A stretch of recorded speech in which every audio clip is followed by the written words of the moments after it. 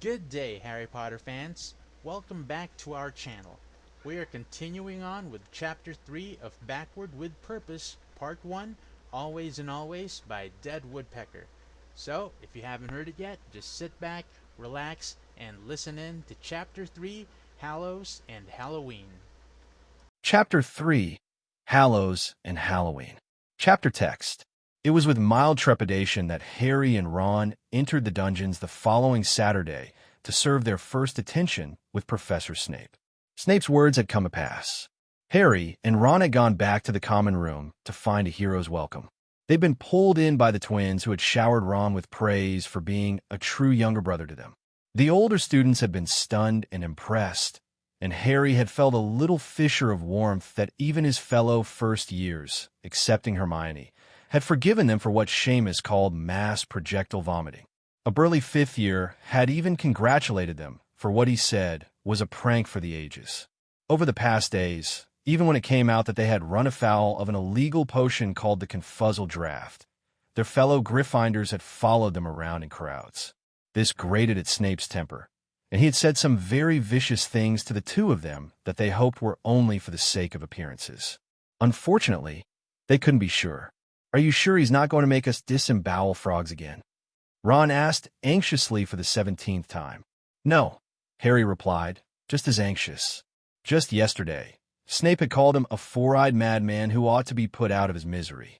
They found Snape standing before his desk. On it was a thick cauldron full of what looked like polyjuice potion. Did Snape have some sort of humiliating task involving transforming into someone horrible planned? "No need to give me that look, Potter," Snape snapped. "I'll explain when our guest arrives." "I'm here, Severus," said Dumbledore, whipping off an invisibility cloak that looked very familiar. "I arrived just before they did.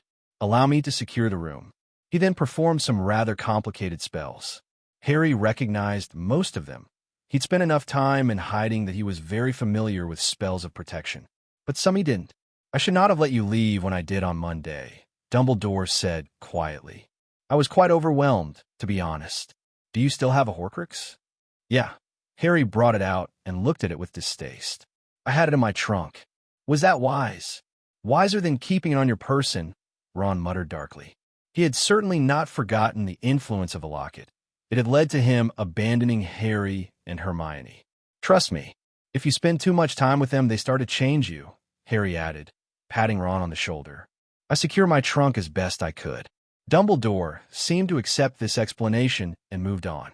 "I've been attempting to find a way to speak to you before this, but you always had your admirers with you." Snape scowled. "Were you trying to get us mad enough to do something about it in class?" Ron asked curiously. "So you could take us to Dumbledore again?" "No," Snape said shortly. "There's so much to ask," Dumbledore said ruefully. "I was obviously not thinking clearly when I told you I needed a week. I regretted that within hours. Tell me, do you know how to destroy a Horcrux?" "Of course," Harry said. "We destroyed all of them. We simply didn't have the means to do so. I thought about going to the chamber, but we couldn't seem to get away long enough. And we didn't think you'd want us to unleash fiend fire on Hogwarts grounds." "Excellent deduction, Mr. Weasley," Dumbledore nodded approvingly. "Now, what is this chamber?" "The Chamber of Secrets," Ron replied, as though it was obvious. "It's got a ruddy basilisk in it." Harry destroyed his first Horcrux with a Fong. Hermione destroyed another one years later the same way. "The Chamber of Secrets?" Snape asked faintly. "They do have a way of bringing myths and fairy tales to life, don't they?" Dumbledore asked quietly.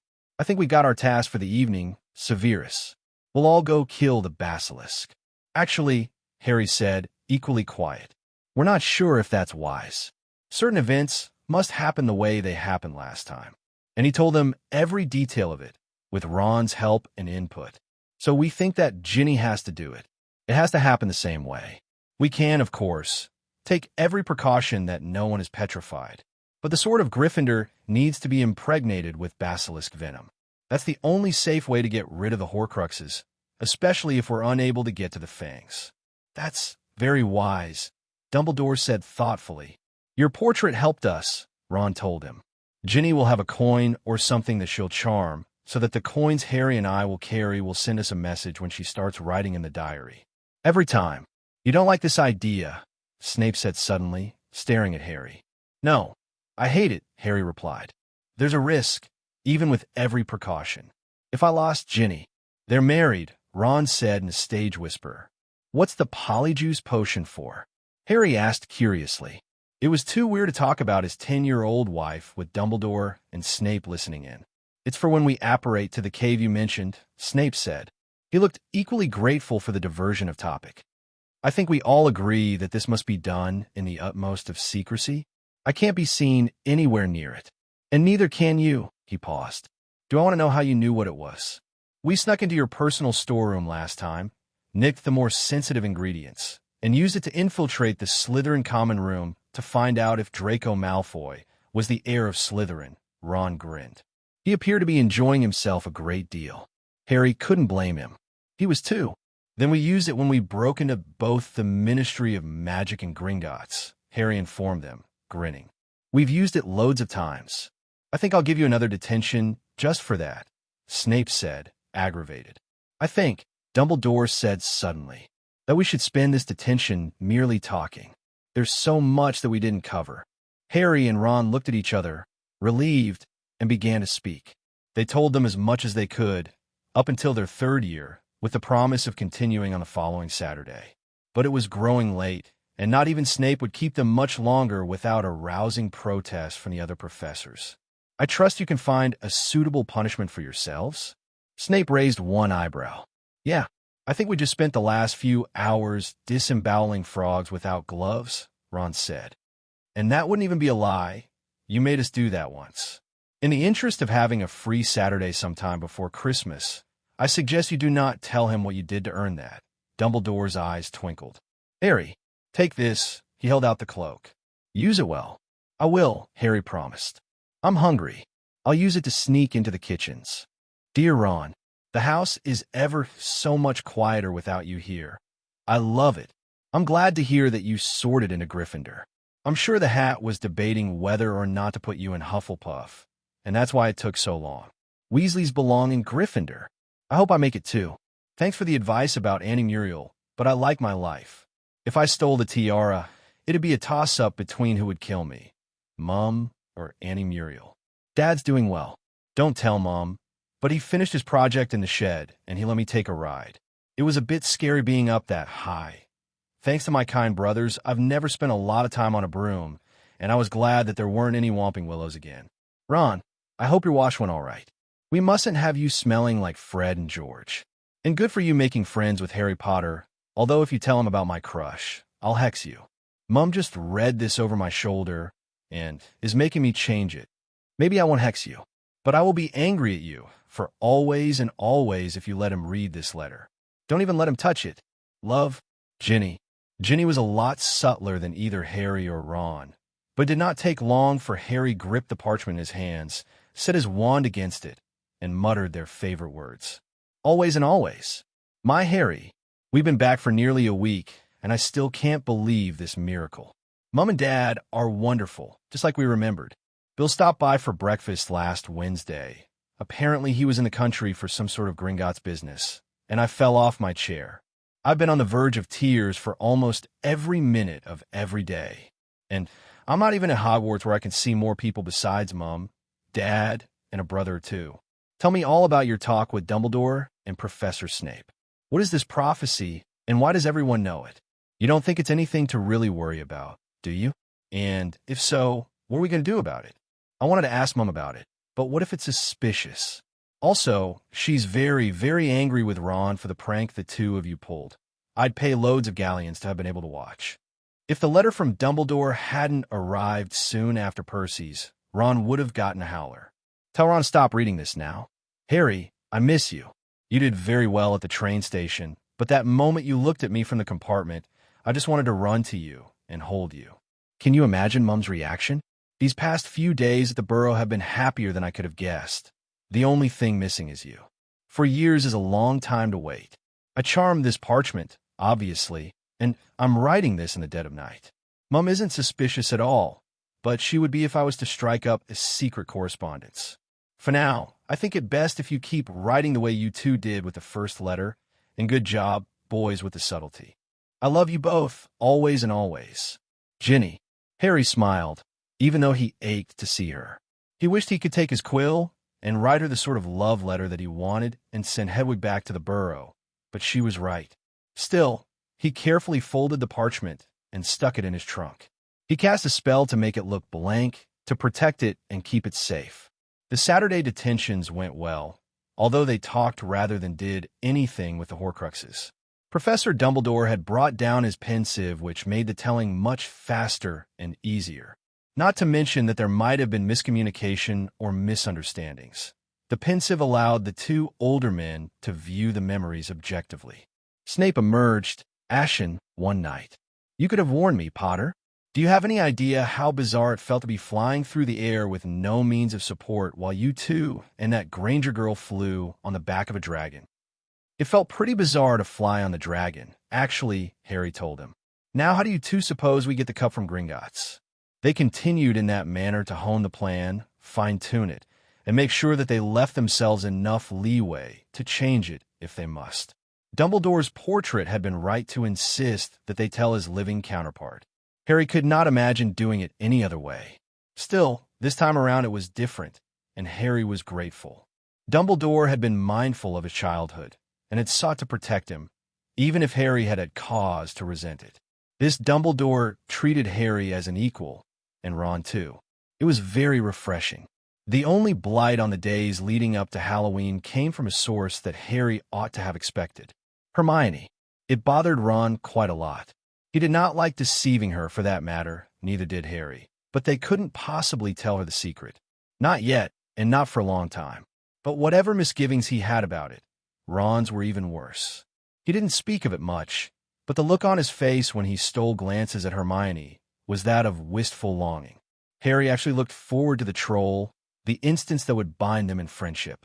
He tried very hard not to think about Hermione aflame. But Ron's thoughts were not the only problem. This Hermione still had a keen and penetrating mind, and she was suspicious. She'd grilled them one night for 15 very uncomfortable minutes outside the library. She asked them to describe the effects of the Confuzzle draft, to describe exactly where and when they ran into it, and all sorts of leading questions that made Ron break out into a cold sweat. "I don't believe you," Hermione said after Harry had stammered out an answer. "Dumbledore believes us." "Yes," Hermione said slowly, "but that doesn't change the facts. I was with you for pretty much the entire day.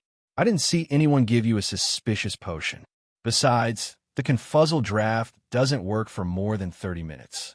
I was walking behind you, and until you stood up and threw dung bombs, you didn't act at all odd.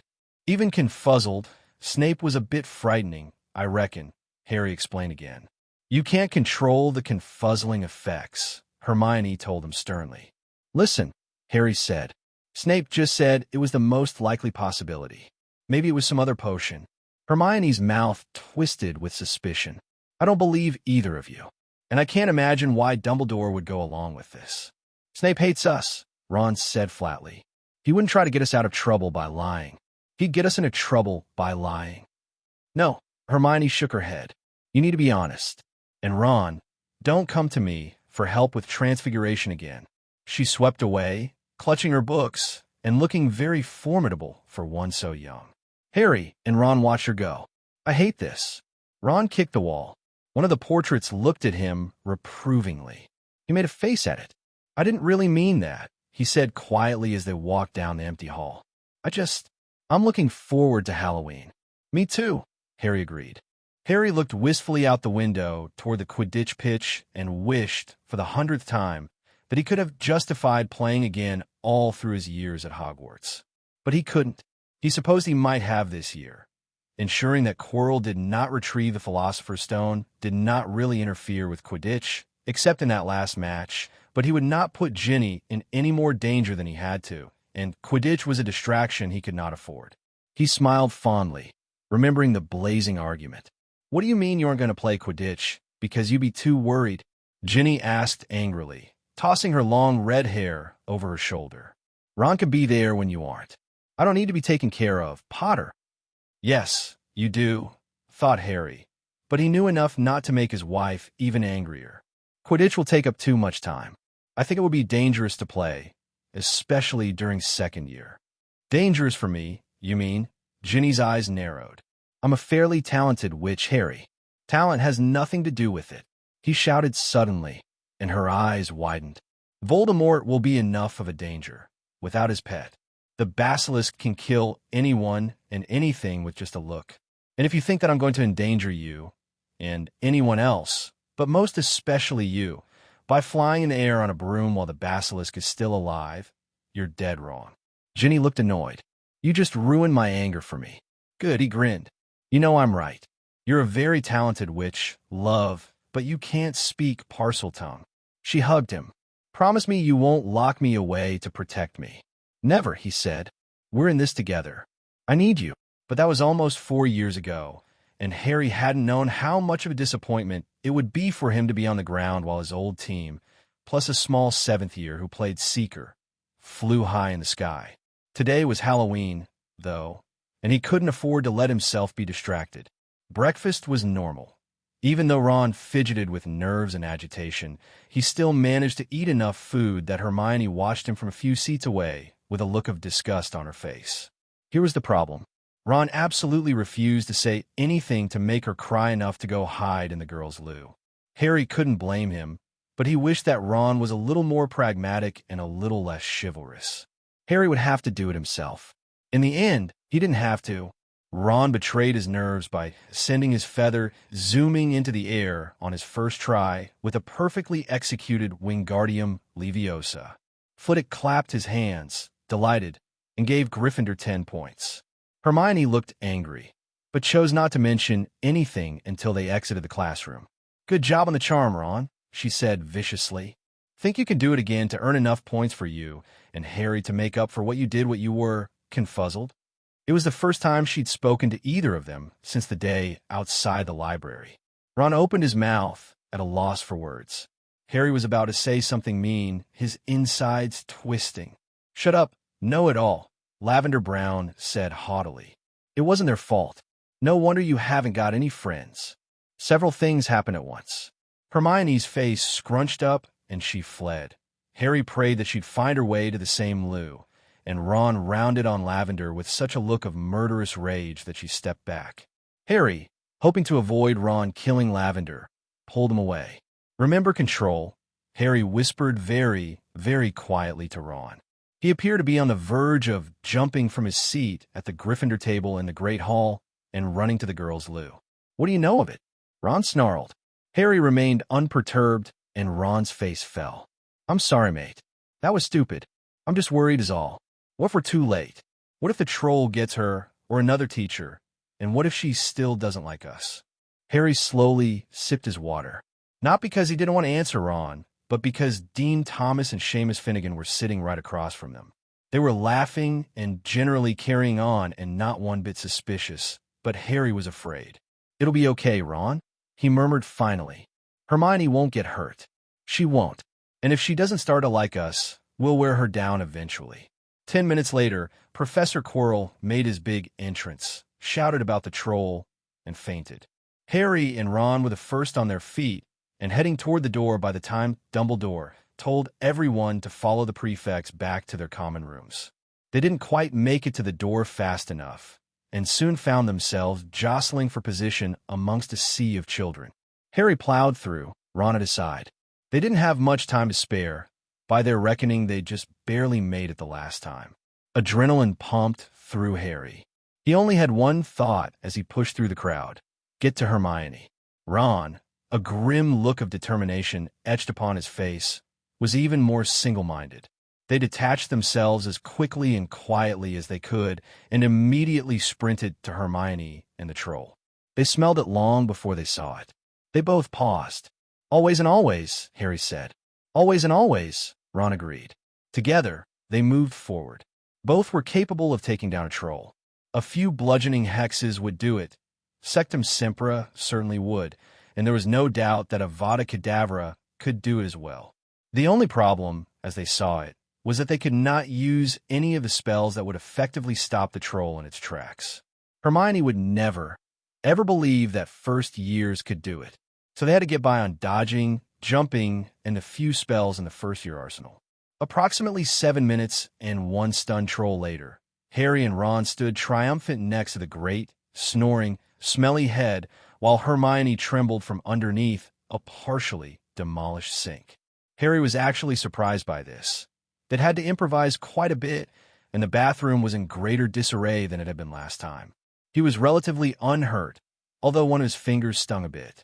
Ron was trying not to smirk at his own perfectly executed Wingardium Leviosa. "Are you all right?" Ron asked Hermione. "Yeah," Harry said. He stepped over the troll's head and hovered a few feet away from her. "Are you?" "I think so," Hermione said shakily. "But what are you doing here?" "We came to rescue you," Harry said simply. This was a mistake, and a very stupid idea that was Potter.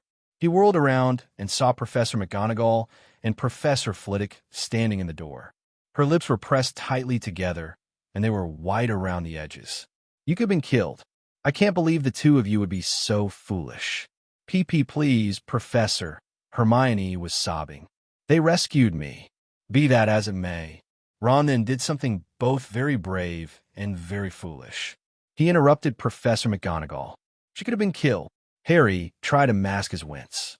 "Professor," he said pleadingly, and then he lied. We didn't know the troll would be here. We just wanted to warn her, and then we saw the troll coming in here."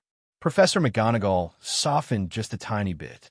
"Be that as it may, Mr. Potter, you ought to have warned a teacher." Harry saw Ron open his mouth, but kicked him before he could say anything. He wasn't very gentle about it, either. "Professor, there just wasn't time. It was mad, and there weren't any teachers in sight." Snape appeared out of nowhere behind Professor McGonagall. He gave Harry a small nod. He made sure that Quirrell hadn't taken advantage of the distraction to attempt to get to the stone. Harry bowed his head. 5 points from Gryffindor, Professor McGonagall said tightly. "For Mr. Weasley and Mr. Potter," she sighed. "And 10 points to Gryffindor for you both. It was a very foolish thing you did, but not many first years can take on a fully grown mountain troll and win."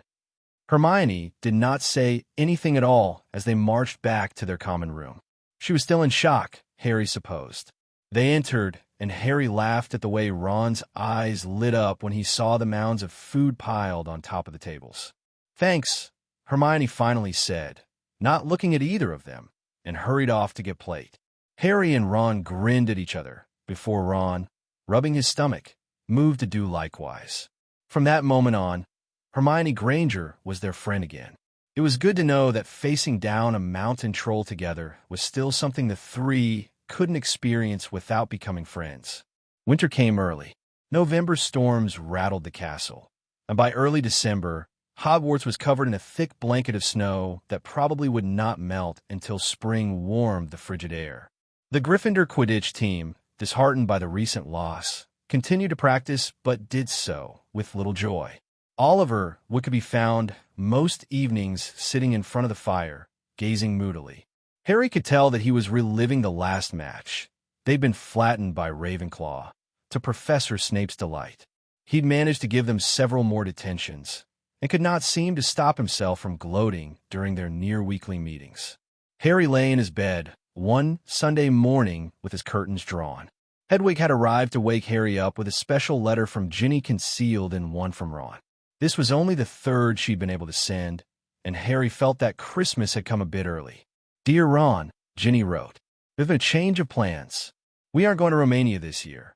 I accidentally destroyed the kitchen with magic after she finished yelling at me.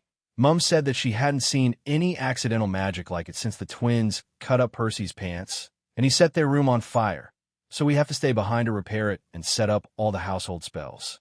Mum says that she'll be too exhausted to go, and Dad agreed. So you're coming home for Christmas after all. Mum decided that I must be lonely, so she said that she's going to have a witch my age come over a few times a week after the holidays. Her name is Luna Lovegood, and she'll be at Hogwarts next year too. I don't think I've ever heard about the Lovegoods before, but Mum says they live near us, and that I must be sensitive because this Luna girl just lost her mother. I'm happy that I'll know someone at Hogwarts besides my annoying brothers. Not much else is new. Life at the Burrow is not quite as exciting as battling a mountain troll. You should have heard, Mom. I'll bet she'd give you a firm talking to once you get home. So if I were you, I wouldn't be too excited. Dad's dead proud, though. I'm glad to hear that you're making new friends. This Hermione girl sounds very nice, even if she's got bad taste in friends. See you at Christmas. Love, Ginny. Harry hurriedly read through the note, then tapped the parchment with his wand, muttering, always and always. The real letter appeared in short order. My Harry, it was very difficult to destroy the kitchen without it looking deliberate, let me tell you. And I feel horribly guilty about it, but I couldn't stand waiting all the way to summer without seeing you. It has already been too long. Did you know that this is the longest we've been parted since the burrow was destroyed? I'm sure you do, but I think about it every day. Mum will forgive me once she realizes why I did it. Although I'm vexed at her, and yet mindful that I have a mother to be vexed at again. I kept trying to ask her about Voldemort, but she keeps putting me off and telling me I'm too young. I know it's unfair of me. She couldn't possibly know that I'm really almost 30 years old, and as wonderful as it is to have my parents and my child at home again, I can't help but feel impatient to get to Hogwarts and to help you and Ron. We'll think of a way to sneak off, and you can tell me everything that Mum hasn't. Mum finally took the bait and suggested that Luna would be a good playmate over the next few months. I can't wait to see her. I'll bet she's even crazier as a child. Make sure that Ron knows to be very careful with his words around her. Remember the keen mind obscured by the battiness. I'll bet you that if any of our friends figure it out before we tell them, it'll be Luna. Hermione's brilliant, but you know she'd never suspect something so ludicrous as time travel. Speaking of Hermione, I'm so very glad that the three of you are friends once more. I knew the troll would do it, despite Ron's misgivings. Harry, I can guess what you see when you look at her, but try not to let the flames obscure the reality. She's here, she's alive, and so are we. She and Ron will get married and give us nieces and nephews to love. I love you, Harry. I'll see you in 2 weeks, and we'll discuss a compromise on the 4-year thing. Always and always, Ginny. Harry smiled and folded the letter, placing it with the others she'd managed to send. It wasn't easy for her, he knew. She couldn't have any idea when he and Ron would send letters to her, and she'd find it hard to explain why she spent so much time thinking about a simple note to her brother. It was enough that she'd managed to steal one of her parents' wands several times to charm the parchment. He ached to see her, and it was like a knot in his belly. He, Ron, and Hermione had been quite busy since Halloween and the return of their friendship. They'd spent time without her with Hagrid during the weeks that she'd ignored them. A few days after Halloween, they'd told her everything they knew about the theft at Gringotts, the 3-headed dog named Fluffy, and what they thought it was guarding. She was now in the thick of it, right along with them. But who is Nicholas Flamel? She'd asked, frustrated, yesterday morning at breakfast. I know I've heard that name before, but he isn't in any of the books I've studied in the library. Harry and Ron just shook their heads, pretending to be just as confused as she. We'll keep looking, Hermione, Ron told her.